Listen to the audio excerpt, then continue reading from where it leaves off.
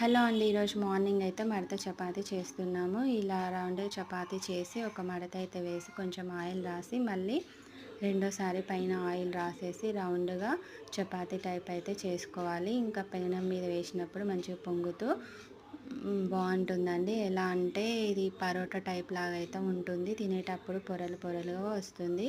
చాలా బాగుంటుంది మెత్తగా. ఇంకా దీన్ని ఇలా చేసేసి పెంక మీద అయితే వేసేసుకుందాము. ఇంకా అలా వేసేసి కొంచెం ఆయిల్ అయితే వేయాలండి. ఇంకా ఆయిల్ వేసేసి చూడండి ఎలా పొంగుతుందో. ఇంకా పరోటా లాగా మంచిగా పొంగుతుందండి, చాలా బాగుంటుంది. ఇంకా దీనిలోకి అయితే మేము దోసకాయ పప్పు అయితే వండాము.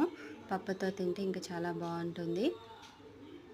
ఇంకా చూడండి చపాతీ అయితే అయిపోయింది. ఈ వీడియో కనుక నచ్చితే లైక్ చేసి సబ్స్క్రైబ్ చేయండి.